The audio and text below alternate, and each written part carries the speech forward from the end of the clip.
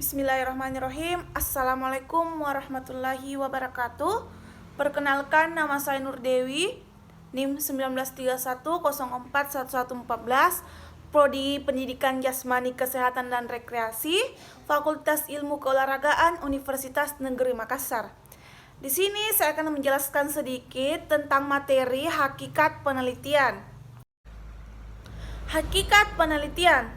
Penelitian atau riset merupakan terjemahan dari bahasa Inggris research, yang merupakan gabungan dari kata re kembali dan to research mencari. Beberapa sumber lain menyebutkan bahwa riset adalah berasal dari bahasa Prancis recherche. Intinya, hakikat penelitian adalah mencari kembali. Banyak sekali definisi tentang penelitian yang muncul. Salah satu yang cukup terkenal adalah menurut Webster New Collegian Dictionary yang mengatakan bahwa penelitian adalah penyidikan atau pemeriksaan bersungguh-sungguh, khususnya investigasi atau eksperimen yang bertujuan menemukan dan menafsirkan fakta, revisi atas teori atau dalil yang telah diterima. The Hillway dalam bukunya berjudul Introduction to Research menambahkan bahwa penelitian adalah studi yang dilakukan seseorang melalui penyelidikan yang hati-hati dan sempurna terhadap suatu masalah, sehingga diperoleh pemecahan yang tepat terhadap masalah tersebut. Ilmuwan lain bernama Wody memberikan gambaran bahwa penelitian adalah metode menemukan kebenaran yang dilakukan dengan critical thinking atau berpikir kritis. Ketidakpuasan manusia terhadap cara-cara non-ilmiah atau unscientific membuat manusia menggunakan cara berpikir deduktif atau induktif. Kemudian, orang mulai memadukan cara berpikir deduktif dan induktif, di mana perpaduan ini disebut dengan berpikir reflektif atau reflective thinking. Diperkenalkan oleh John Dewey yang akhirnya menjadi dasar metode penelitian ilmiah. Tahapannya adalah yang pertama itu adalah development atau adanya suatu kebutuhan. Seseorang merasakan adanya suatu kebutuhan yang menggoda perasaannya sehingga dia berusaha mengungkapkan kebutuhan tersebut. Yang kedua itu adalah the problem atau menetapkan masalah. Dari kebutuhan yang dirasakan pada tahap development di atas, diteruskan dengan merumuskan, menempatkan, dan membatasi permasalahan atau kebutuhan. Penemuan terhadap kebutuhan dan masalah boleh dikatakan parameter yang sangat penting dan menentukan kualitas penelitian. Studi literatur, diskusi, dan bimbingan dilakukan sebenarnya untuk mendefinisikan kebutuhan dan masalah yang akan diteliti.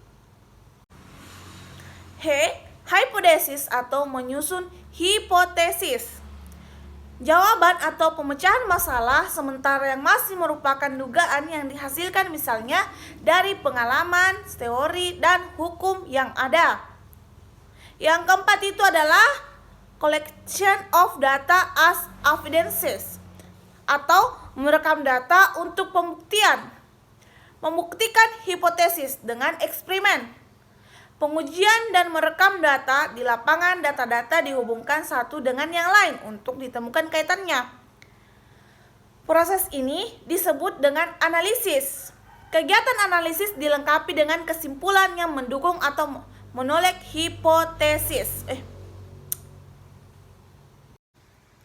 Persoalan jenis-jenis etika penelitian.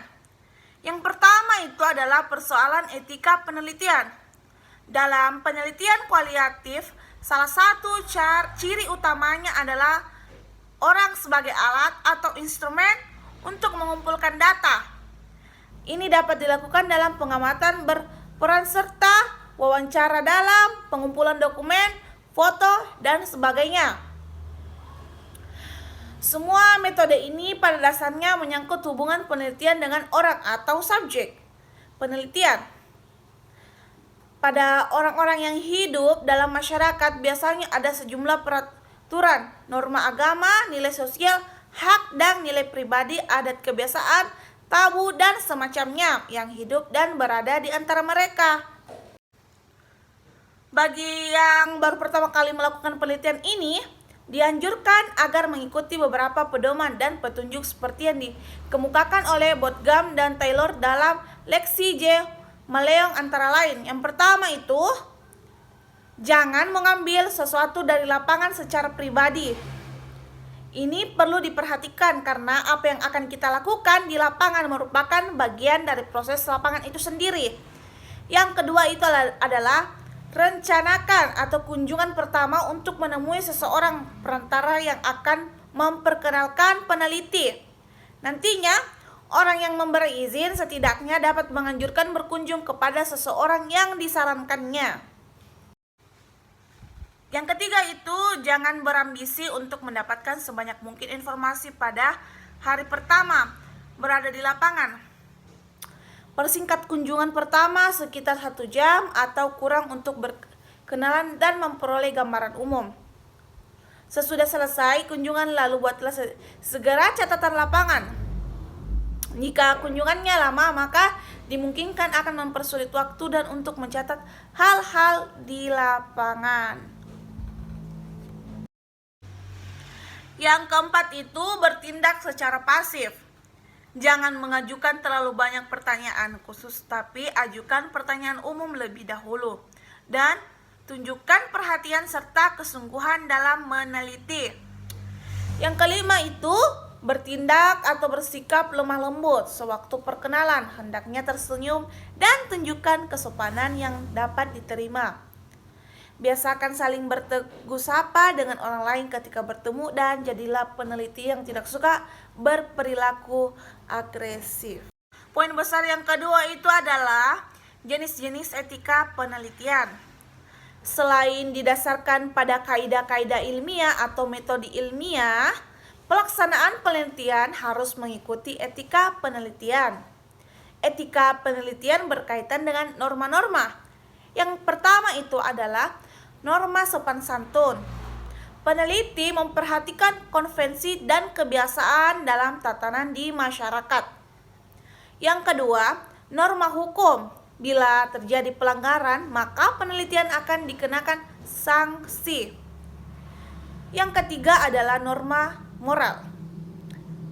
Peneliti mempunyai etika dan kesadaran yang baik dan jujur dalam penelitian.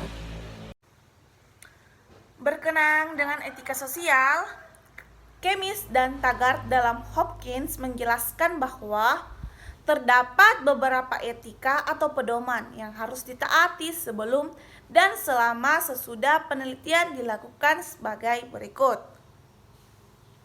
Yang pertama, meminta persetujuan dan izin kepada orang-orang, panitia atau pejabat yang berwenang. Yang kedua, ajaklah kawan-kawan sejawat terlibat dan berpartisipasi dalam penelitian. Yang ketiga, terhadap yang tidak langsung terlibat, perhatikan pendapat mereka. Yang keempat, penelitian berlangsung terbuka dan transparan. Saran-saran diperhatikan dan kawan sejawat diperbolehkan mengajukan protes.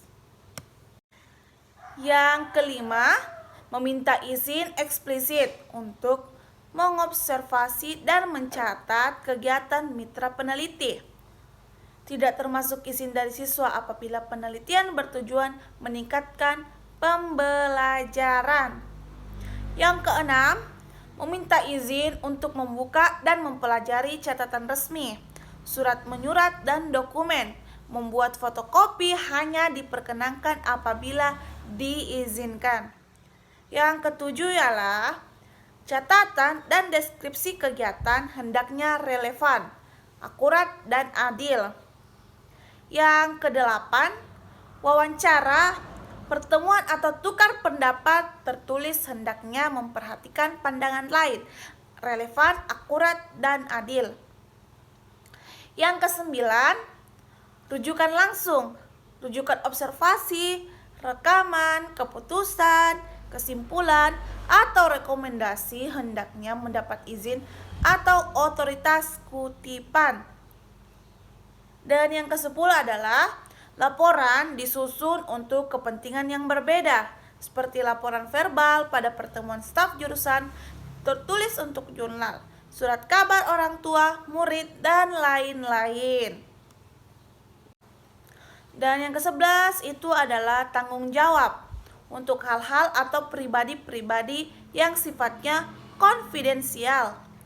Semua mitra penelitian mengetahui dan menyetujui prinsip-prinsip kerja di atas sebelum penelitian berlangsung.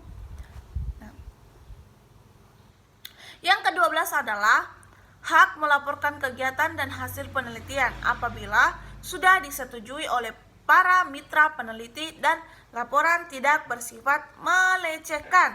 Siapapun yang terlibat, maka laporan tidak boleh divote atau dilarang keras alasan kerahasiaan. Yang ke-13 adalah nama sumber data atau informan. Terutama dalam penelitian, kualitatif tidak boleh dicantumkan apabila pencantuman nama tersebut dapat merugikan sumber data atau informasi. Sebagai gantinya, nama sumber data atau informasi dinyatakan dalam bentuk kode atau nama samaran.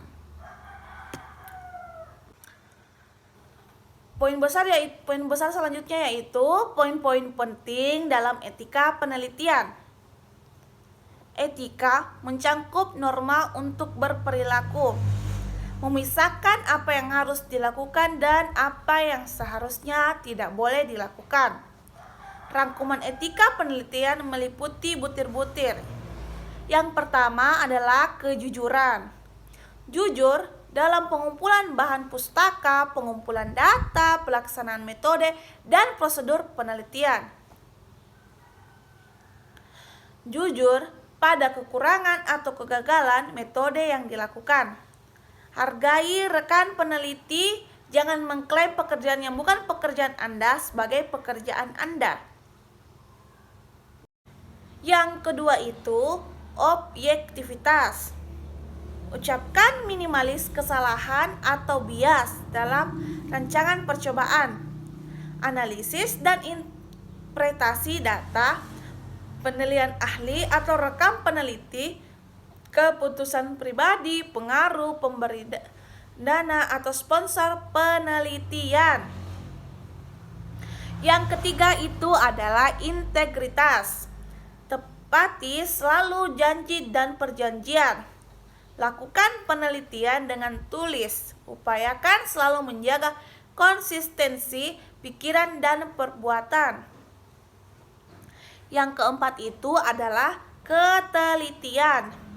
Berlaku teliti dan hindari kesalahan, karena ketidakpedulian secara teratur catat pekerjaan yang Anda dan rekan Anda kerjakan.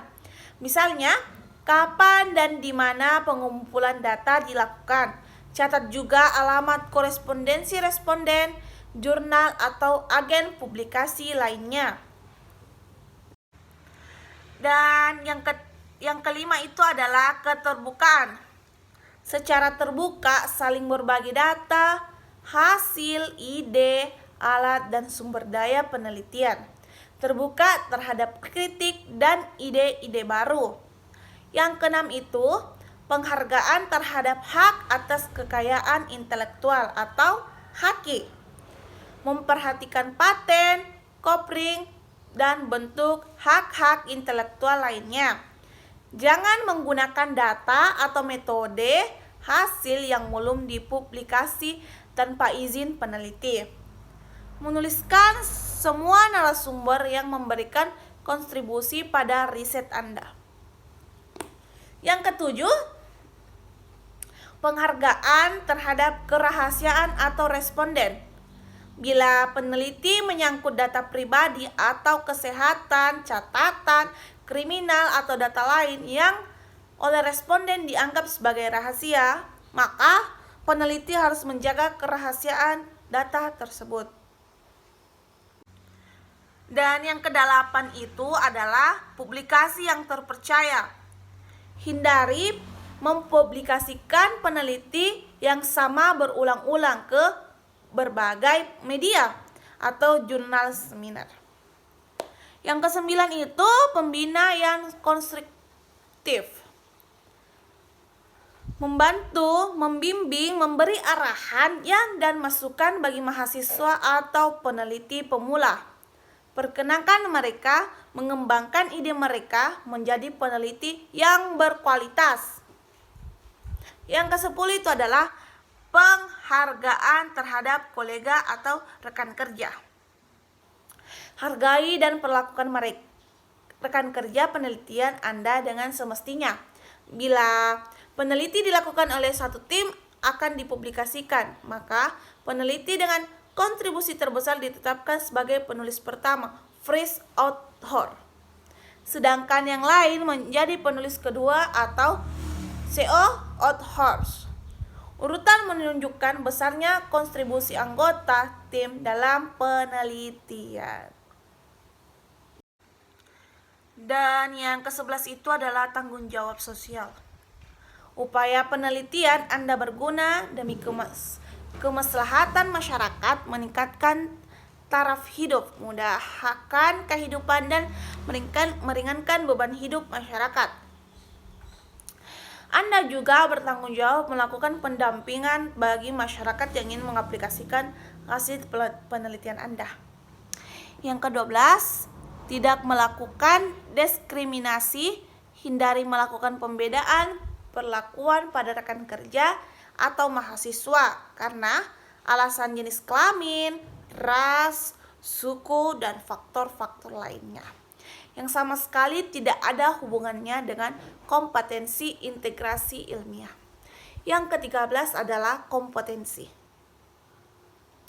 Tingkatkan kemampuan dan keahlian meneliti melalui pendidikan dan pembelajaran seumur hidup secara bertahap. Tingkatkan kompetensi Anda sampai taraf pakarnya.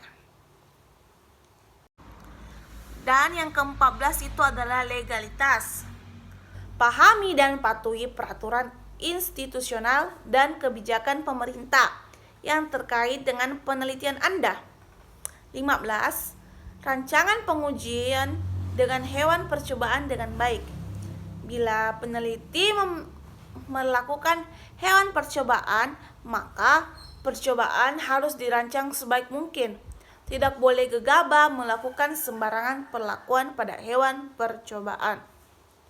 Yang ke-16, mengutamakan keselamatan manusia.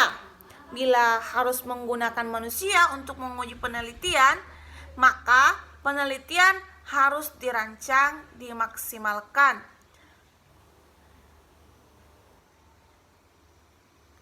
Hormati harkat kemanusiaan, privasi, dan hak objek penelitian Anda tersebut. Siapkan pencegahan dan pengobatan bila sampel Anda menderita efek negatif penelitian. Jika untuk penelitian medis. Cukup sudah materi yang bisa saya sampaikan tentang hakikat penelitian. Sekian dan terima kasih. Lebih dan kurangnya mohon dimaafkan. Wabillahi taufiq wal hidayah. Wassalamualaikum warahmatullahi wabarakatuh.